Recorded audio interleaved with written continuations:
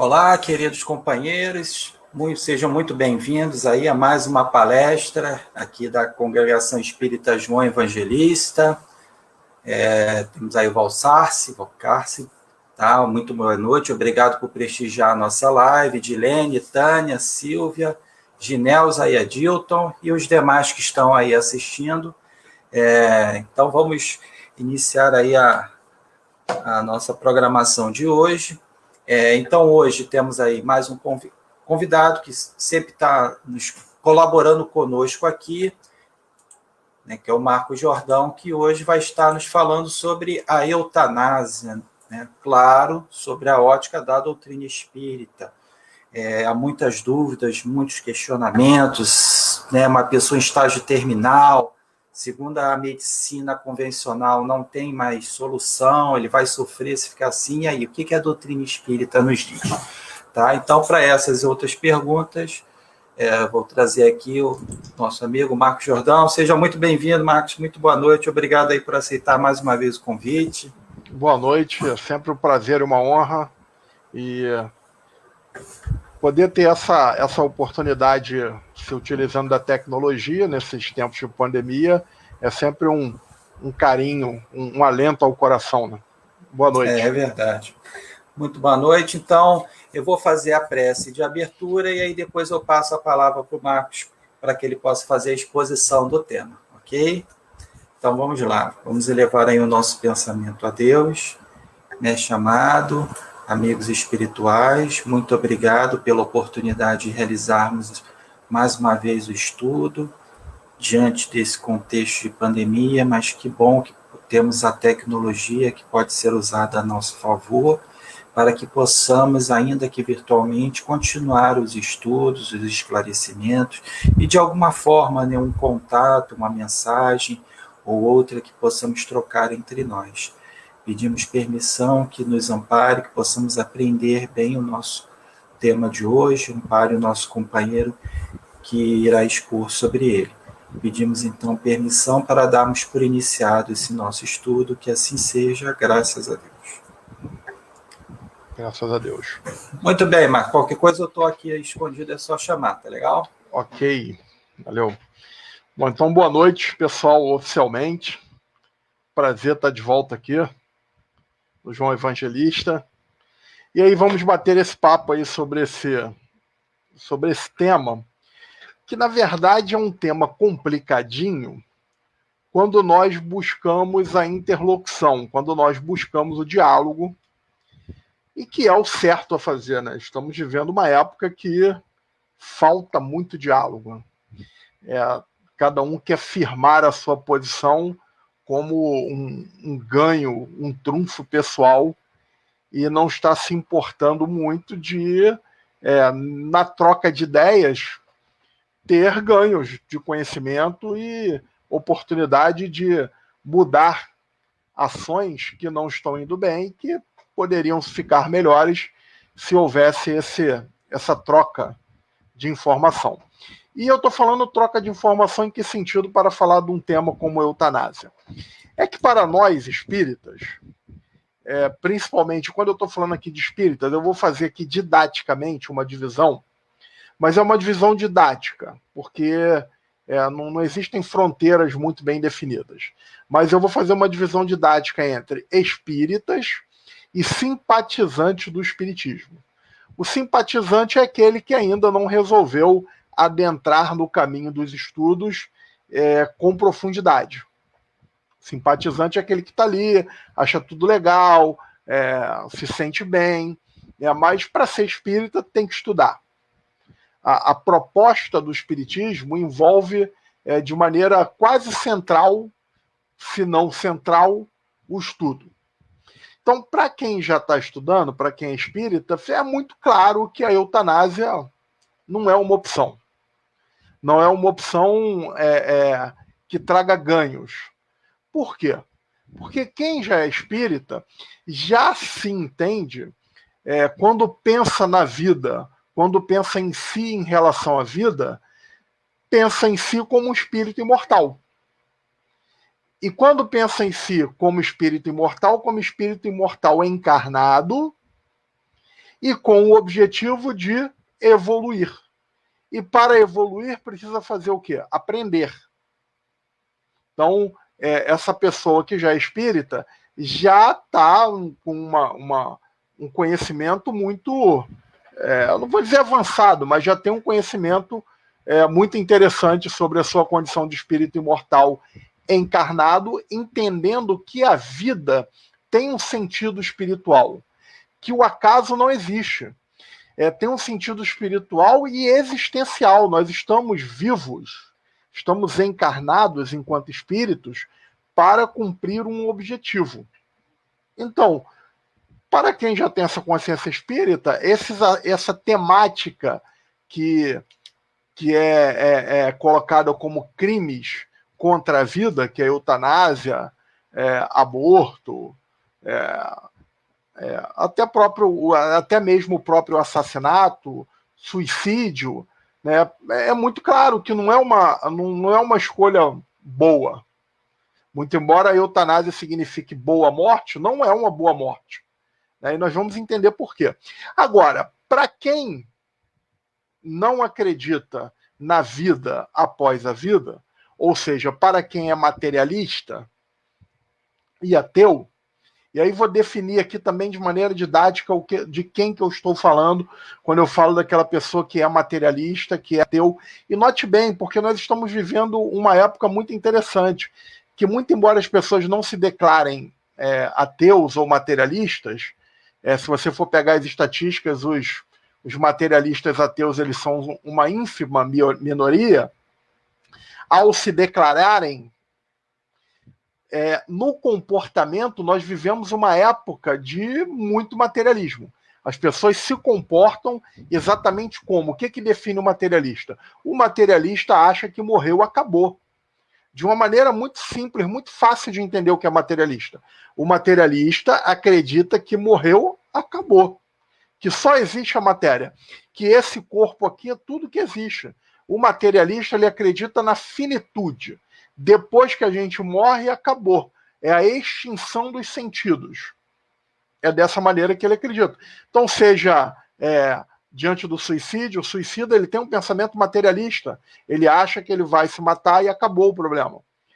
Na questão do aborto, ali está uma discussão, no aborto está uma discussão de vida até um pouquinho mais sofisticada. Quando você fala em fazer aborto, a depender do tempo que o feto está naquele momento, há vida ou não há vida? Porque a pessoa que acredita que, sei lá, um feto de 4 semanas, que seja, um mesinho, e a pessoa que acredita, não, eu acredito que aquilo ali já é vida e mesmo assim faz aborto, aí o nome deixou de ser aborto e passa a ser assassinato. Agora, realmente a pessoa acha que até 4 semanas, 6 semanas, 8 semanas ainda não há vida, eu acredito que só há vida depois que o cérebro já está ali em formação. Então a pessoa não acredita que o ato de abortar você esteja tirando uma vida. Então note que a discussão é sobre o que é a vida, e sobre o objetivo da vida. Para que serve a vida? Então, quando você vai exatamente para essa interlocução, espiritualistas e materialistas, é que o tema fica entroncado quando um não quer ouvir a opinião do outro. Porque, note bem, não dá para nós espíritas também, e aí eu vou fazer a meia-culpa de alguns espíritas mais afobadinhos, virar e falar assim, porque quem fez aborto cometeu um crime. E se a pessoa não sabia? Se a pessoa não pensava dessa maneira? Se a pessoa tá vivendo ali uma situação muito complicada na sua vida, né? A questão do aborto, quando a vítima foi estuprada, por exemplo. A única forma que o Espiritismo admite esses crimes contra a vida é no aborto, quando a vida da mãe está em perigo. Então você tem lá a mãe e o filho, né? E a vida da mãe está em risco caso aquele nascimento vá à frente, aí sim o Espiritismo entende que como a vida da mãe já está formada, já existe um objetivo, já existe um trabalho, se dá preferência à vida da mãe, até porque a mãe depois, em muitos casos, pode vir a ter outro filho. Tá? Então, eutanásia. O que significa eutanásia? Eutanásia a etimologia da palavra, né, significa boa morte, morte boa. Né?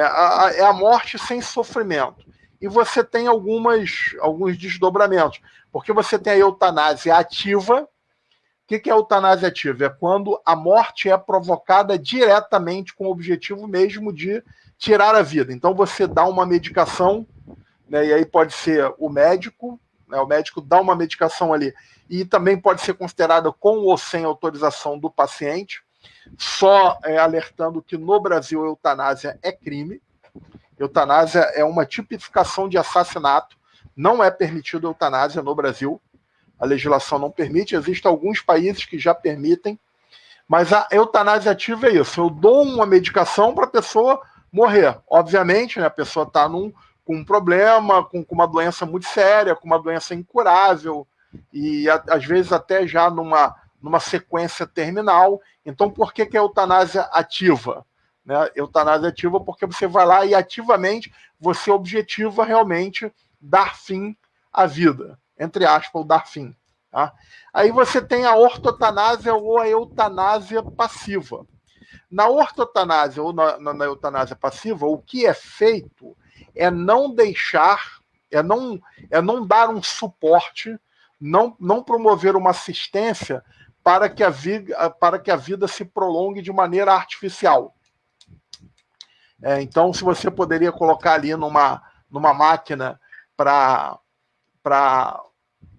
que a vida ali vá se estendendo, como foi o caso do ator Paulo Gustavo, agora, que lamentavelmente desencarnou por conta do Covid, ele usou uma máquina até bem cara, né, chamada ECNOS, e aquilo ali fazia com que a vida dele fosse se estendendo. No caso da ortotanásia, essa máquina não seria usada. Você não entraria com nenhum recurso para prolongar a vida e deixaria a pessoa morrer ali de maneira natural, chegando o tempo, claro, tomando cuidados para não haver sofrimento. Ok? Existe ainda uma modalidade chamada distanásia. A distanásia é justamente o contrário da eutanásia. Tá? A distanásia é quando você vai prolongando a vida, né, até de maneira um tanto quanto sem sentido. Você vai usando de recursos para prolongar a vida de maneira em que muitas vezes já não há mais sentido em continuar aquilo ali, já não há mais jeito, os médicos, a medicina já esgotou todos os recursos, mas você continua aplicando aí indiscriminadamente recursos para manter a pessoa ali viva. Então é o contrário da eutanásia. Né? Então, vamos entender. Então, vamos falar um pouquinho tecnicamente, só para a gente compreender exatamente, para o espiritismo, o que é a vida, o que é a morte. E aí entender por que o espiritismo... Vejam bem, uma coisa que eu gostaria de complementar daquilo que eu estava falando sobre o aborto, a pessoa fala, quem fez o aborto é um criminoso e tudo mais, e a gente deve tomar cuidado porque a questão das pessoas que realmente estão passando por conflitos e que nós não estamos aqui para julgar ninguém. E esse complemento eu gostaria de dizer que o espiritismo não condena nada. O espiritismo não proíbe nada. Então o espiritismo não proíbe aborto, o espiritismo não proíbe eutanásia, o espiritismo não proíbe assassinato, o espiritismo não proíbe absolutamente nada. O espiritismo não é contra nada. O espiritismo é a favor da vida. E sem condenar, porque o objetivo da vida encarnada, da vida na Terra, é a evolução. E evolução significa educação. É nós nos educarmos, é a autoeducação. É a promoção do nosso desenvolvimento como pessoa. Então não há proibições. O espiritismo apenas aponta as causas dos problemas, né? Apenas. Né? Aponta a causa dos problemas e as consequências. Olha, se você plantar banana, você vai colher banana, não vai colher arroz. Não tem como fazer. São leis. O espiritismo nos apresenta leis naturais. O espiritismo é uma ciência humana que estuda o homem nas suas relações entre o mundo espiritual e o mundo material. Essas relações elas são regidas por leis naturais. Então, quando nós falamos de eutanásia, num sentido só material, a coisa fica até muito fácil e muitas vezes, nós até nos apresentando o caso, a gente vai ficar comovido e muitas das vezes vai até torcer pela eutanásia, olhando só do ponto de vista material. Né? Se você assistir um filme chamado Mar Adentro, estou tentando lembrar aqui o nome do filme. O filme Mar Adentro, ele mostra lá um jovem brilhante, com um futuro promissor pela frente, cheio de expectativas, né? E ali ele tem um problema. Vou tentar dar o menor spoiler possível. Vocês procurem um filme no YouTube, que tem no YouTube, e ali ele tem um problema que ele quebra lá a sétima vértebra, fica tetraplégico. E o filme é um drama que vai justamente acompanhar a luta dele para morrer, para permitirem que ele pratique a eutanásia. Então, olhando do ponto de vista só material, você até tende a se comover com a situação. Um jovem tetraplégico numa cama, desenganado, não pode fazer muita coisa, entendeu? E isso é vida. Então, estamos aqui diante exatamente disso. Qual é o objetivo da vida?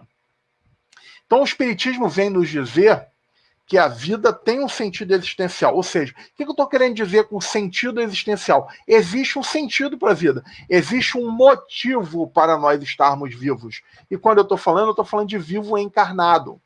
Então, lá no início do Livro dos Espíritos, que é o livro mais central de toda a obra kardeciana, justamente Kardec vai colocar lá as questões primordiais, as causas primárias. Vai falar de Deus, demonstra Deus como causa primária e inteligência suprema. E Deus, em determinado momento, ele resolveu criar a vida. Tem lá o capítulo lá da criação.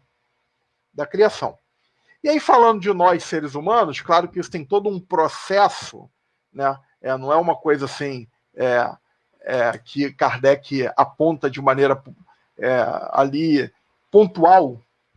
Ele demonstra como é que esse processo acontece até nós chegarmos à condição de seres vivos, seres humanos.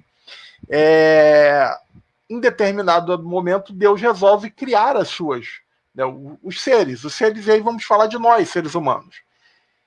E ele nos cria simples e ignorantes. Então ele cria alguma coisa lá, uma centelha, nós não sabemos muito bem o que é o espírito. Né? Kardec pergunta lá o que é o espírito. E a resposta é que o espírito é a parte inteligente do universo. Aí Kardec não gosta muito da resposta. É a parte inteligente, quer dizer, a parte da inteligência está com o espírito. A matéria, que é uma coisa à parte, ela não tem inteligência. Ela precisa do espírito ali gerindo ela para que ela ganhe forma. Mas Kardec pergunta assim, qual é a natureza do espírito? O que Kardec quer saber? O que é espírito? Ele é feito de quê? Ele é feito Ele é feito de uma energia? O que é um espírito? E os espíritos dizem que nós ainda não temos um conhecimento ou uma linguagem apropriada para entender o espírito. Eles são muito honestos, então fiquemos com isso. Então o espírito, Deus cria o espírito, que é a parte inteligente do universo. Essa parte inteligente do universo, princípio inteligente, ele nasce simples e ignorante, ele é criado simples e ignorante. O que é o simples? O simples é algo, vamos pensar no simples, como o próprio Jesus usou de exemplo. Vamos pensar no simples como uma criança. A simplicidade de uma criança. Não é que uma criança seja simples. Nós sabemos que uma criança é um espírito muito antigo, que está numa condição de infância, mas que vai crescer, se tornar um adulto. Mas naquele momento, a simplicidade de uma criança faz com que seja muito fácil lidar com ela. Não é isso? E a ignorância representando o quê? A falta de conhecimento ainda, a falta de alimentação de dados, digamos assim. Então o espírito ele nasce simples, muito simples e ignorante, mas com a capacidade de aprender. E conforme vai aprendendo e se desenvolvendo, ele vai saindo da simplicidade e ganhando em complexidade. Só que para fazer isso, para se desenvolver, ele precisa o quê? Encarnar, reencarnar, reencarnar. É uma lei. É uma lei. Aliás, é um dos princípios básicos da doutrina espírita. A evolução. Todos nós vamos evoluir. Não tem conversa, isso não tem negociação. A gente consegue retardar a evolução, mas não evoluir, não quero evoluir, não vou mais reencarnar, não quero mais, não tem como fazer isso. A gente consegue segurar a onda. Eu não quero reencarnar, a gente vê livros aí de psicografia espírita, que o chefão lá das trevas, ele não quer reencarnar, mas chega um momento que ele começa a sofrer tanto. Lembro do livro aqui, Libertação, né, que a Matilde, que é um espírito super evoluído, ela fala do Gregório, que é lá o chefão das trevas, que já está muitos séculos sem reencarnar, e ela fala assim, noto, porque ela foi mãe dele em outra vida, noto que o meu filho começa a dar sinais de tédio. Então começa a dar sinal de tédio, que ele está começando a entrar num conflito, e para sair do conflito tem que fazer o quê? Evoluir. Para evoluir precisa fazer o quê? Reencarnar. Ah, mas eu quero evoluir, mas não quero reencarnar. Então não vai dar. Ah, mas está doendo. Tem que reencarnar. Então não quero reencarnar. Está doendo mais, está doendo. Chega uma hora que você vai. Você fala, não, eu quero. Sabe aquela história? Eu não tomo vacina, eu não tomo remédio, eu não faço isso, eu não faço aquilo. Mas quando começa a doer muito, você faz qualquer negócio para parar a dor. Né? São leis da natureza. Então nós precisamos reencarnar para evoluir. Reencarnar é o quê? É o espírito tomar o corpo. É o espírito entrar no corpo, entrar na matéria. Na verdade, ele constrói um corpo, né, durante a reencarnação, que é durante justamente os 9 meses. Só que entenda bem, para a gente entender o mecanismo da vida. Entender o mecanismo da vida na visão espírita. Para que o espírito consiga se fixar na matéria, vamos pensar no seguinte. Acredito que todos viram aquele filme Ghost. Filme novo, né? Estreou aí há pouco tempo. Aliás, quem assistir Ghost é sinal de idade, né? Porque talvez a garotada não tenha assistido. É sinal de idade, mas tem no YouTube também. Tem uma hora lá que o mocinho lá, que é o ator Patrick Swayze, ele vem correndo, ele leva um tiro e ele continua correndo. Daqui a pouco ele para, olha para trás e vê o corpo dele caído. E o espírito continua correndo. Ele volta, e aí há de se pensar assim, por que ele não voltou e entrou no corpo? Sabe por que não entrou no corpo? Porque ali, naquele momento, vai faltar fluido vital para ele se fixar no corpo. Então, vamos dizer que, né, por uma coisa do destino, não sei se vocês sabem, né, não sei se vocês sabem disso, eu fui autorizado pela diretoria aqui do João Evangelista a dizer isso para vocês, nós vamos morrer um dia. A morte é uma certeza, né? Todos nós morreremos. Então imagine que agora eu esteja aqui, caia aqui, um infarto fulminante, levante e fala assim, não quero morrer, quero voltar para o corpo. Não consigo, por quê? Porque não vai ter fluido vital. Então o que é o fluido vital? O fluido vital é uma substância que se faz necessária quando o espírito vai reencarnar. Note bem, na hora da reencarnação, o espírito ele tem o perispírito, que é o corpo espiritual. Esse perispírito, ele funciona assim como uma espécie de modelo.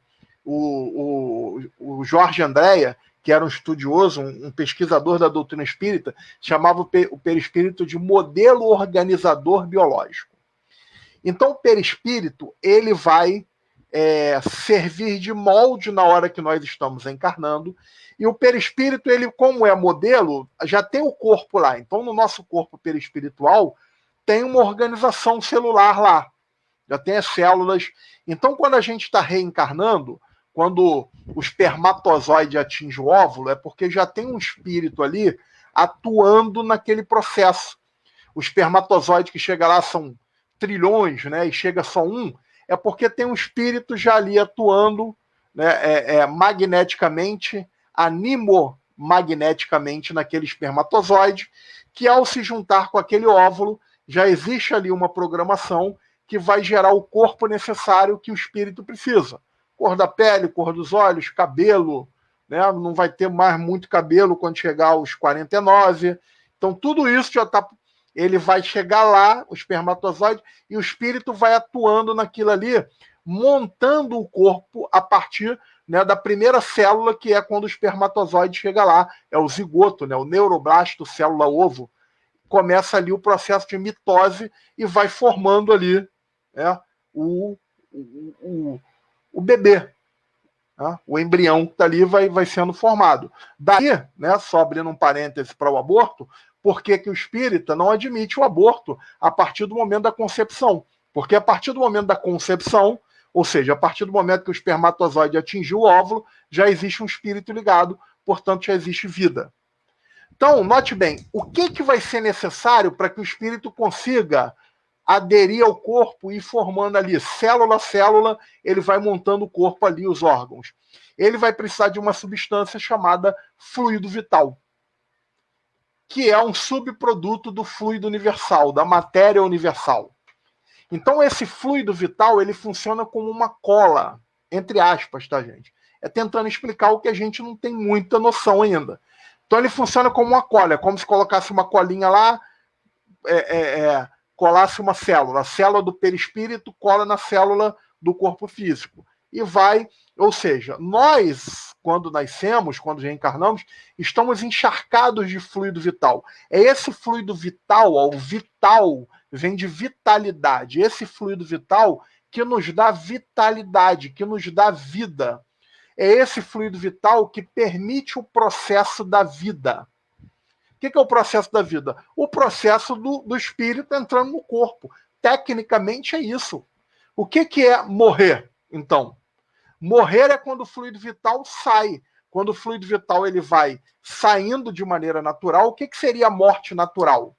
A morte natural seria o fluido vital, com o passar do tempo, os órgãos, né, físicos vão se desgastando, o fluido vital vai pouco a pouco se evaporando, digamos assim.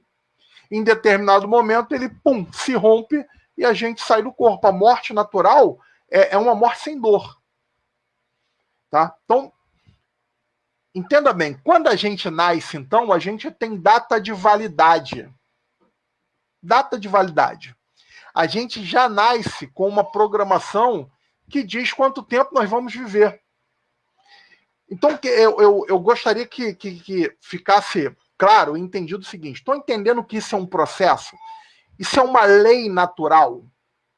Porque o cara vai falar assim, ó, o argumento para a eutanásia. Nós temos direito à vida, a vida é um direito, logo, morrer também é um direito. Do ponto de vista material, sim, eu concordo. Quem começa a brigar sem saber o que né, você não escuta direito, o cara acredita que morreu, acabou. Então tem direito a morrer. Só que não. Só que existe um espírito imortal, ou seja, Deus em determinado momento criou isso. Ah, por que Deus criou assim? Por que Deus não criou de maneira diferente? Por que Deus já não criou o espírito perfeito, não precisa nem reencarnar? Eu não sei. Se vocês encontrarem com ele, quando morrer ou não, enquanto vivo, perguntem e me digam. Também tenho curiosidade de saber. Mas eu sei que foi assim que Deus fez. Então notem que é uma lei, é um processo, é um objetivo, é algo que vai chegar a uma finalidade. Daí você não pode de uma hora para outra falar assim, não quero mais viver. Para o planeta que eu quero descer. Não, não é assim. Ah, mas você falou que o espiritismo não proíbe nada. Verdade, não proíbe. Não, o espiritismo não vai proibir, mas ele vai dizer o seguinte, olha, você não cumprir as leis naturais vai te acarretar consequências. Se você não cumprir as leis de trânsito e parar o carro em cima da calçada, vai vir um cara, vai te multar e te rebocar, porque você não cumpriu a lei. Então existe uma lei. Não é uma questão de moralidade só, pura e simplesmente. É uma questão da necessidade de passar por aquilo ali para que se cumpra um processo objetivando a evolução e a busca da condição de espírito puro, como Jesus. Então, olha só, fluido vital. A gente nasce encharcado de fluido vital, que vai se desgastando com o desgaste orgânico. Só pensa numa máquina. Eu estou com um ventilador aqui em cima de mim aqui. Então pensa num ventilador. O ventilador ele gira a sua hélice impulsionado por uma corrente energética chamado eletricidade, ok? O ventilador está novinho, ele tem menos de um ano que eu comprei ele, está novo. Mas com o tempo ele vai desgastando as peças, o motor ali, o eixo, vai desgastando. Esse desgaste faz com que o fluxo de eletricidade ali comece a ter dificuldade para fluir. O desgaste. Ao ter dificuldade para fluir, ele começa a ficar mais lento, começa a ficar menos potente. É igual a nossa organização física. O nosso corpo físico também, ele vai muito bem, criança, adolescente, jovem, né, 30, hoje em dia a medicina avançou pra caramba, mas a partir aí de 45, né, tô sendo legal aqui, a gente já começa a sentir que já não era mais como era antes. Eu, às vezes, quero até jogar um futebol, chegar numa bola ali que foi lançada mais forte, a cabeça quer, mas o corpo não vai. Porque já não tem o fluido vital com esse desgaste orgânico, ele vai evoluindo. O fluido vital pode evoluir de maneira muito rápida com um acidente de carro que cause um dano físico, um tiro, uma facada. O que acontece? O fluido vital escorre rápido, porque é a mesma coisa que eu chegasse no ventilador ali e cortasse ali um fio ali do motor ali do induzido, é aquele motor enroladinho com aquele fio de cobre. Eu corto um fio de cobre ali, a eletricidade não corre mais, a eletricidade não... e o ventilador para, é a morte. É a morte por acidente. Então, o que eu estou querendo dizer? Eu estou falando muito tecnicamente, para a gente entender. Estou querendo dizer que se você tem uma pessoa ali, numa doença, num estado terminal, ele ainda tem fluido vital, ele ainda está vivo. Ele tem uma programação. Aquilo ali não é do nada, aquilo ali não foi o acaso, aquilo ali não foi um acidente. Não existe acidente. Não existe acidente para Deus. Deus controla tudo. Não existe castigo de Deus. Aquilo não é um castigo de Deus. Sabe por que não é castigo de Deus? Porque para dizer que Deus castigou a gente, ele teria que estar chateado com a gente. E a gente pode até se esforçar muito, mas a gente não consegue chatear Deus. A gente não consegue magoar Deus. Nós somos pequenos demais. E Deus é grande demais. É que nem uma criança dá um chute na nossa canela. Viu? A criança dá chute na canela. Pequenininho, vem ali, 3 anos. Dá um chute. A minha filha está com 1 ano e 3 meses. Ela às vezes tem negócio de bater, né? Ela fica nervosinha, aí bate. Eu acho lindo. Eu fico chateado porque minha filha me deu um tapa. A criança veio e deu chute na canela. Você não fica chateado com a criança que te deu, não fica até preocupado. Olha, você machucou o pé. Então, a gente é pequeno demais para ofender a Deus. Você imagina a nossa distância para Deus, se Deus está chateado, por mais louco que a gente tenha feito, para ele não é nada, é uma bobagem. Então não tem castigo de Deus, o cara está na cama porque foi que não existe isso. Isso não tem lógica. Não tem lógica, obviamente, quando você começa a estudar o espiritismo. Não tem lógica uma coisa dessa. Então, eu estou falando muito tecnicamente que a condição que a pessoa está ali, ela ainda está viva, ainda existe um espírito ligado, porque existe um propósito para aquilo ali. Ah, mas eu não consigo entender que propósito é esse. É claro, o propósito é de Deus. Deus é muito inteligente. Como é que a gente vai acompanhar a inteligência absoluta se a gente é tão relativo? A gente traz um professor de matemática para resolver uma equação avançada e ele resolve, a gente vê o resultado, mas a gente não consegue acompanhar como é que ele resolveu aquilo ali. Porque ele é mais inteligente do que a gente. Não sei como ele resolveu.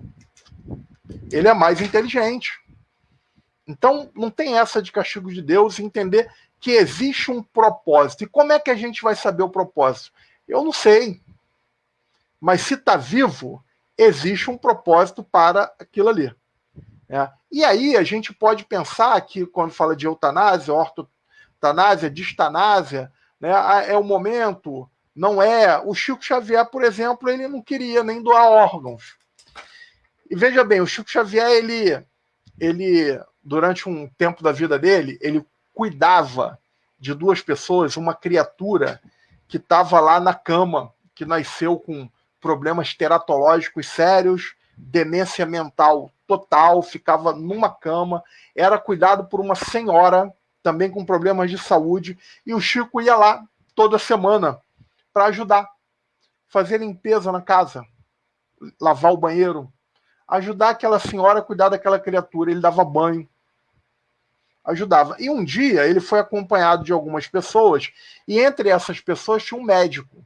E o médico falou: Chico, nem nessa condição, esse ser aí vegetando, nem nessa condição nós poderíamos pensar em eutanásia. Eutanásia, qual era a intenção? Abreviar a vida e acabar com esse sofrimento. Aí o Chico falou: olha, eu vejo, com a visão mediúnica, obviamente, essa criatura que sofre tanto, essa pobre criatura, ele foi muito poderoso em outras vidas. E ele fez barbaridades com muita gente, ele fez muita gente sofrer. Eu vejo aqui na sala muitos espíritos vingadores, doloridos ainda pelo sofrimento que foi feito por esse garoto aqui, por esse ser. E eles estão aqui na sala, e alguns até já perdoaram, porque uma criatura nessa situação, você vem com raiva, olha e fala: não, eu perdoo. O que é isso? Outros estão aqui e se dão por satisfeitos pelo sofrimento e não pioram mais ainda, não provocam processos obsessivos graves.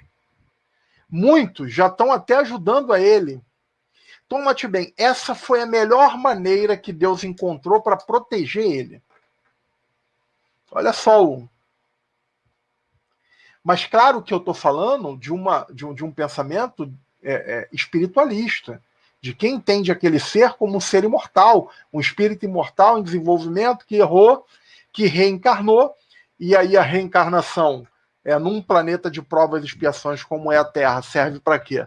A reeducação é normalmente para pessoas que já erraram muito, aí vai reencarnar em expiação ou em missão, e é isso.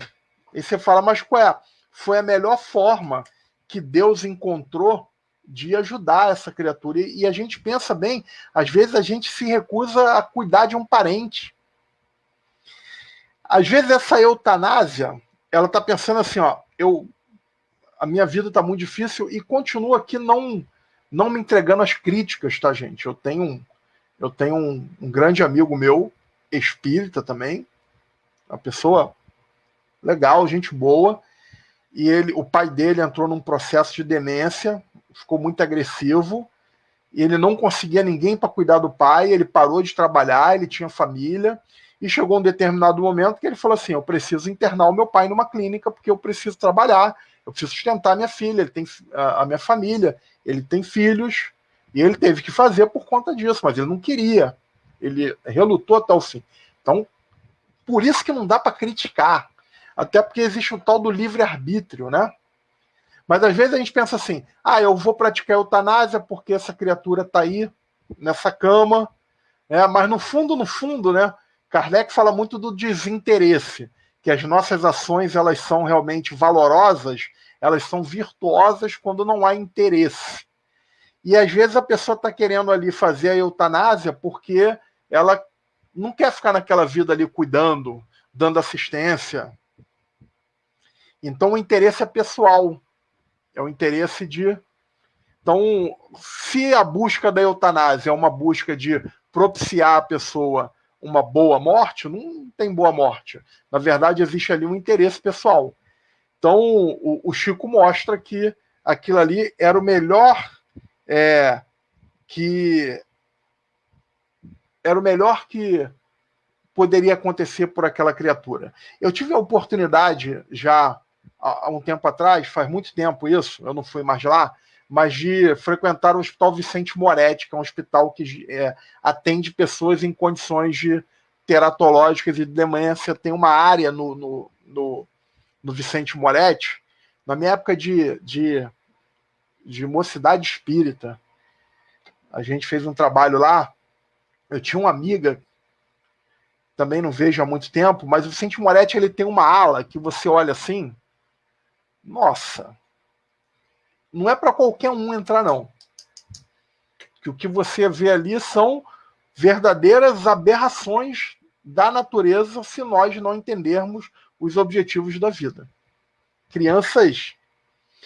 E aí você vê as pessoas ali cuidando, a pessoa cuidando, limpando, trocando ali, colocando uma roupa limpinha, as pessoas que estão ali trabalhando, ali abnegados, beijando.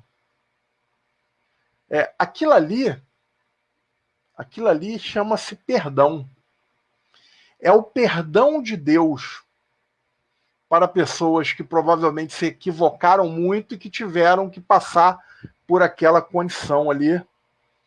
E aí você fica pensando assim, né? Se você está naquela condição ali, e já foi provado em muitos casos que existe uma consciência ali dentro, né? Tem uma dupla que faz... existe o triatlon, né? O Ironman. Um pai e filho, o filho tem problemas teratológicos e o pai descobriu que o filho, que era também, não andava, só vive em cima da cama, tetraplégico, não falava, não se comunicava, ele, através de uma universidade americana, trabalhando uma linguagem, batendo com os olhos, né? Ele descobriu que o filho tinha consciência, ele não conseguia se expressar, que gostava muito de esporte. E aí esse pai com esse filho começam a praticar o Ironman, né? E são mundialmente conhecidos, está no YouTube, depois deem uma olhada lá. E aí, veja bem, aquelas criaturas que estão ali, numa condição muito infeliz, de repente, naquele momento ali, eles olham assim, olha, se existe uma pessoa que me ama, aquela pessoa que está cuidando de mim ali, cheio de carinho, então sinal que eu devo valer alguma coisa. E sinal que essa vida pode ser que sirva para alguma coisa. Isso pode ser uma reflexão de um momento final da vida. Existe uma psiquiatra com alguns livros publicados, doutora Elizabeth Kübler-Ross, que ela tinha um paciente em estado terminal e que ela dava uma assistência ali como psiquiatra e era uma senhora que virou para ela e falou, doutora, deixa eu ir embora. Deixa eu ir para casa. E a doutora falou, olha, eu não posso. Se eu desligar os aparelhos que, inclusive, estão levando remédio para você, você não passa da porta do hospital. Você não consegue sobreviver. Doutora, por favor, deixa eu ir embora. Aí ela conversando falou assim, mas se você pudesse, se por acaso eu tivesse, que não tenho esse poder de te liberar para você ir para casa, se você chegasse em casa, o que você faria? Ela encheu os olhos de lágrimas. Falou, doutora, eu caminharia com os pés descalços na grama molhada. Doutora, eu abraçaria minha mãe muito forte e diria, eu te amo. Doutora, eu dava tudo, todo o ouro do mundo, se me fosse ofertado, eu dava para sentar na varanda da minha casa e ver o meu filho, mais uma vez, correndo atrás de uma bola. Então, veja só, nesses momentos de reflexão, que pode ser um momento de reflexão que só foi obtido ali naquela situação. Quem sabe? 1 minuto, 2 minutos, 2 horas, 1 semana, 1 ano. Quem sabe naquele momento ali é um momento que a pessoa consiga alcançar uma condição de pensar que ela não tinha alcançado até aquele momento. Como é que nós vamos adivinhar isso? Como é que vamos adivinhar? Então, eutanásia, como eu falei no início, para nós espíritas, nunca. Até porque já tá. E aí, continuo falando, diante do ser imortal, o que são aqueles momentos ali? Boa morte. Se nós queremos morrer bem, nós precisamos viver bem. Nós iremos morrer com uma consciência de dever cumprido à medida que nós tivermos aproveitado as oportunidades que Deus criou para nós durante essa vida. Durante a vida que nós estamos vivendo. Então o momento é agora. É agora que nós temos para viver bem. Para procurar fluir da vida o que ela verdadeiramente tem. E não depois, com esse pensamento materialista, chegando lá, no mundo espiritual, chegar à conclusão que juntou dinheiro, juntou bens, juntou coisas que as traças vão devorar. Não vai me adiantar de muita coisa. Eu não fui muito inteligente e por isso vou morrer mal. Teremos outras oportunidades, sim, mas aí é o que eu falei, nós estamos fadados à felicidade. Nós vamos ser felizes. Isso é uma lei. Deus não nos criou para nós sermos infelizes. Ele nos criou para nós nos desenvolvermos e termos o mérito das nossas conquistas. Mérito é mérito meu, não foi Deus que me deu. Deus proporcionou o ambiente para que eu tivesse como buscar, para que eu tivesse como me desenvolver. Mas o trabalho, o esforço é meu. Daí o mérito. Então, tudo que acontece de bom conosco é mérito. Dizer que a vida não tem sentido é dizer que Deus não existe. Agora, aquilo que eu passo, tudo aquilo que eu passo de ruim, que eu considero ruim naquele momento, e considero ruim, repito, por uma falta de entendimento, é porque eu preciso passar por aquilo. O que não está bom, eu preciso. O que é bom, eu conquistei. Porque não há como falar em justiça social sem considerar a imortalidade da alma, a evolução e, acima de tudo, Deus, nosso Pai de infinita misericórdia. Esse assunto é um assunto muito delicado, não é um assunto feliz, né? Esses assuntos relacionados à vida. É um assunto denso, é um assunto pesado, mas ainda é pesado por falta do nosso interesse em entender. Em entender os objetivos da vida. Quando nós vemos lá no Evangelho segundo o Espiritismo, nós vamos ver lá 4 capítulos iniciais que tratam das leis de Deus, da imortalidade da alma, da necessidade de reencarnação, que tratam de Jesus como guia da humanidade. Aí depois nós vamos ter bem-aventurados os aflitos. Por quê? Porque aí, nos entendendo como espíritos imortais, em processo de evolução, e para tal, necessitando de reencarnar, e em muitos momentos em provas e expiações, aí nós vamos entender a justiça das aflições. Por enquanto, como nós ainda não estamos aptos para fazer isso de uma maneira mais serena, porque faremos de uma maneira mais serena um dia, nós podemos ainda aqui invocar um silêncio interior, um silêncio íntimo profundo, e poderemos escutar na acústica das nossas almas o Nazareno, o meigo Rabi da Galileia, que ainda nos dias de hoje, desde mais de 2000 anos atrás, ainda insiste em nos dizer: vinde a mim.